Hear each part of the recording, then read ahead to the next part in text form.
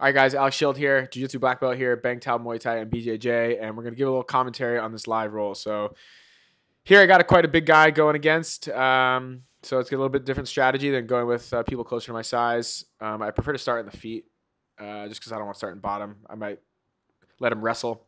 I noticed right even from here, he's going for this kind of 2-on-1 Russian tie, and it's kind of a position I like to counter, but I'm going for a duck under.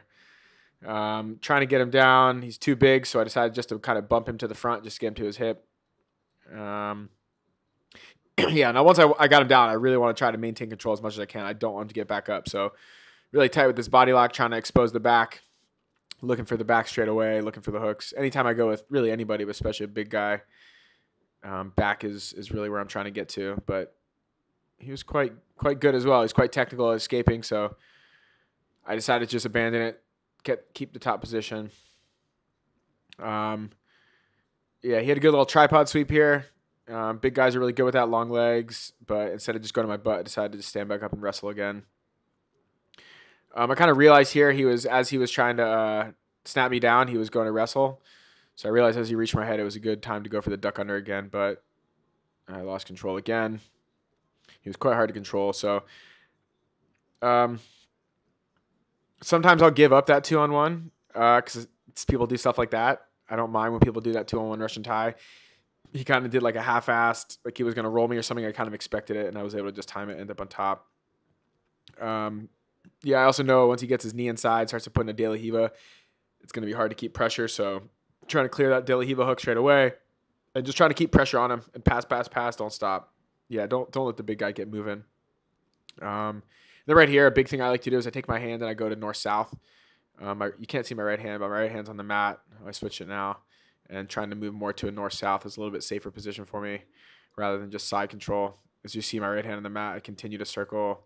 Yeah, get to north-south, a little bit safer. And I can get a good reaction from him.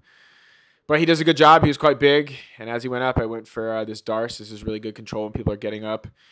Using my forearm to kind of biggest posture. Again, he was really big, so I was really trying to keep control of this grip, and he was able to expose the back, which was nice. Right away, getting in the back, trying to keep him on the side. He did a good job at pushing me back. So I try to get my hands free, holding wrist control.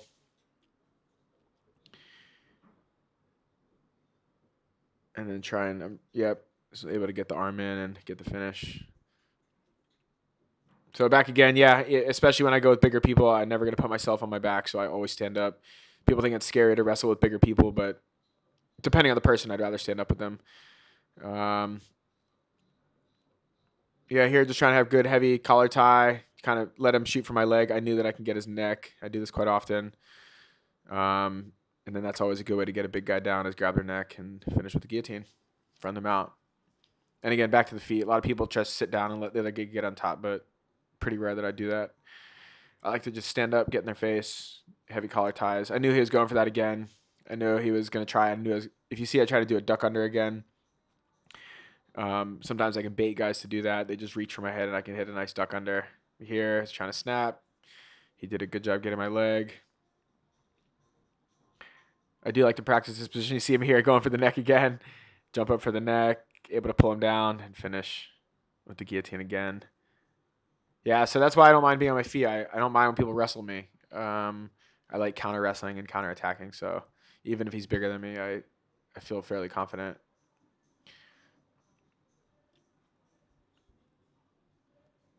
Back to some more hand fighting, just looking for position. Trying to stay inside. Whoop, hit another duck under. This is, yep, get the body lock. Trying to stay behind him, but he was able to throw me. Trying a little kind of arm crunch, shoulder crunch type of thing. That's always good to make the guy back up. So even just on that, he was able to back up. I was able to kick and get a little more space. This is something I do a lot, especially with bigger people. If you notice, I'd put my feet on his shoulders. So I went to a De La Hiva now, break his knee down, expose the back. I quite like this technique. Break him down, start looking for the back again. A little bit of an awkward position, but if I can roll through, I can roll through to the back or roll through to a twister. Yeah, right there. Missed the twister. Decided to just take the back, go back to the seatbelt. Try to body triangle, but my legs are pretty small. Yeah, as he's here, trying to keep my legs closed. And then, yeah, that's it. Round over.